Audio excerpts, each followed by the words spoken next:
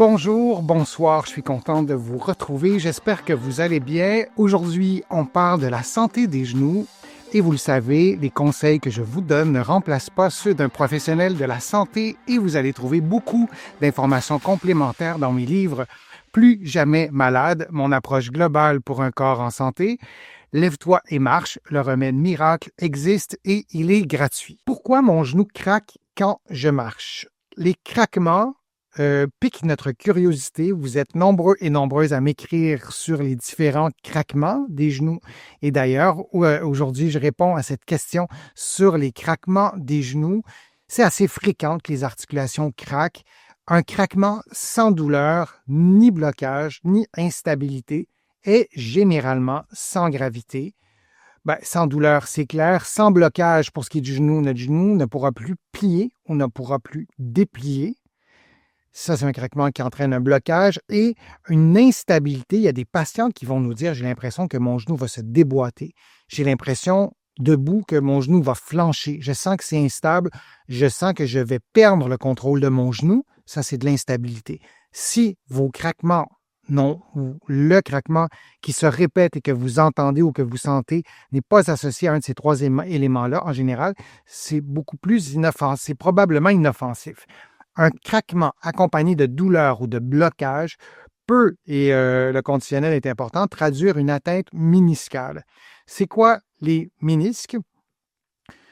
Je vais vous montrer en plus gros. Donc, on voit le genou, on voit le genou, et on a un ménisque qui est on voit les deux ménisques, interne et externe, et on voit à droite qu'il y a un bout de ménisque qui est déchiré, et on voit que ce petit morceau-là, on ne le voit pas, mais on pourrait s'imaginer que ce petit morceau-là pourrait se déplacer en quelque part à l'intérieur du genou et bloquer. Si on le regarde de face comme ça, là, c'est vraiment une illustration, c'est très illustré, disons, mais il y a un bout de ménisque une partie du ménisque qui peut se déplacer et bloquer et on ne peut carrément pas bouger. En physiothérapie, les médecins aussi ont ces techniques-là.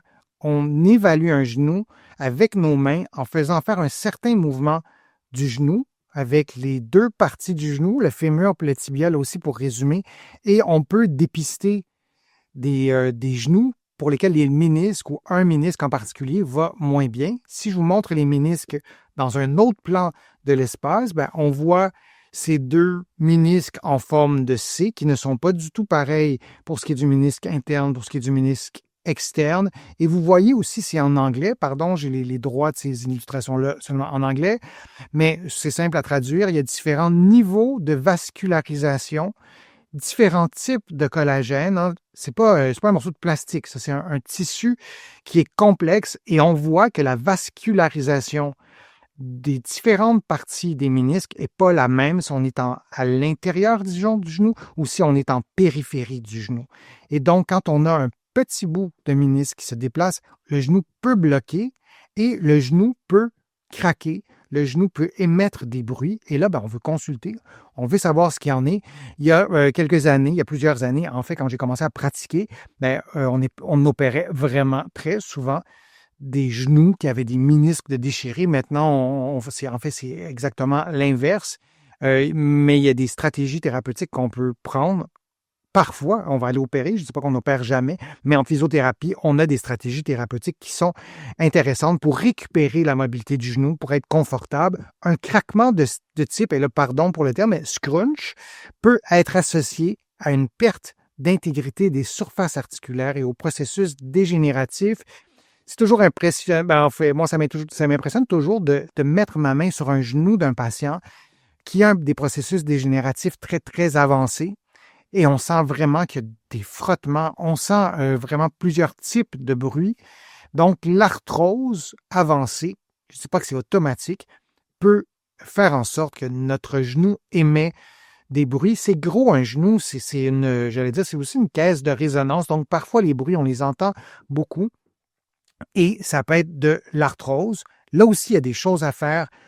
Parfois, ce qu'on voit aussi, c'est qu'il y a un déconditionnement musculaire qui est associé avec des niveaux d'arthrose très avancés parce que les gens ont mal, les gens contractent moins bien leurs muscles, contractent presque plus leurs muscles à cause de la douleur. Donc, une rééducation qui parfois est vraiment efficace.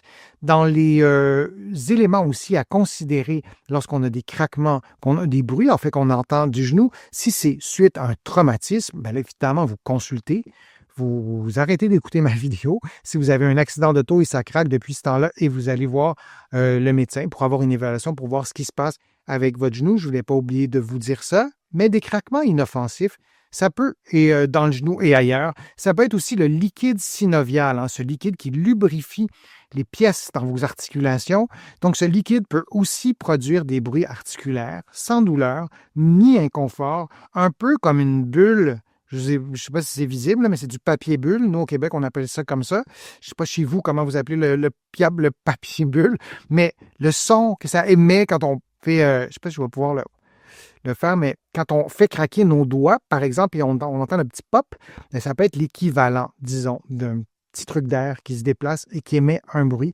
C'est moins fréquent dans le genou, mais dans les bruits articulaires, le liquide synovial peut émettre certains sons. Conseil pour des genoux plus silencieux, c'est un peu curieux de le dire comme ça, toujours s'échauffer au moins 5 minutes avant toute activité.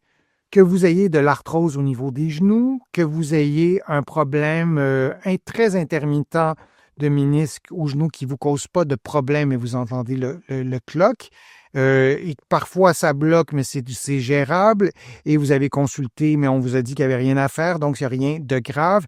La période d'échauffement peut aussi vous aider à faire votre activité physique, à marcher sans entendre ces bruits articulaires. Un programme d'exercice aussi de renforcement, ça vous aide à, bon, ça fait bizarre, j'ai mal formulé, mais de stimuler la force du muscle, la souplesse et aussi l'équilibre. Il ne faut jamais oublier que le genou participe aussi à l'équilibre en raison de la synergie qui se passe entre tous les muscles des membres inférieurs et notamment ceux qui bougent directement le genou. Donc, un programme d'exercice, ça peut peut-être vous aider aussi à amadouer aussi le bruit que vous entendez dans vos genoux avec toutes les précautions que je vous ai déjà données et consulter un professionnel de la physiothérapie, entre autres ici au Québec, ou de la kinésithérapie de l'autre côté de l'Atlantique. Ça permet de comprendre la cause des bruits articulaires et de bouger en fait plus sereinement.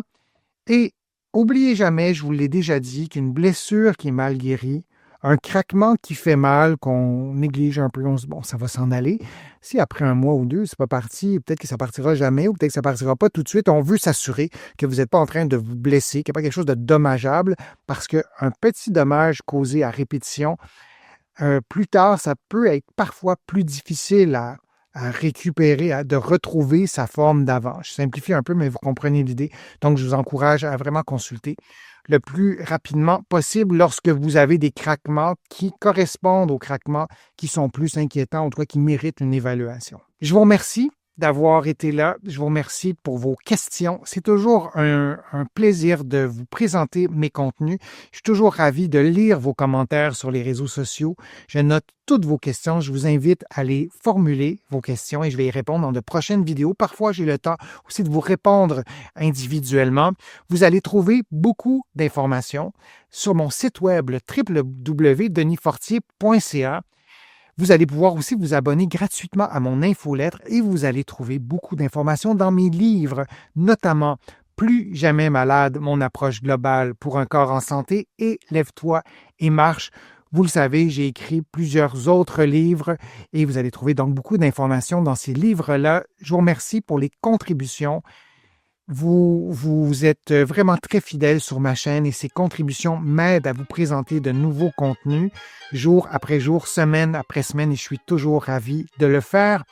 J'espère que vous allez prendre soin de vous, que je vous ai incité à bouger un peu plus, à marcher un peu plus. Je vous dis à une prochaine fois, un prochain direct, à une prochaine vidéo.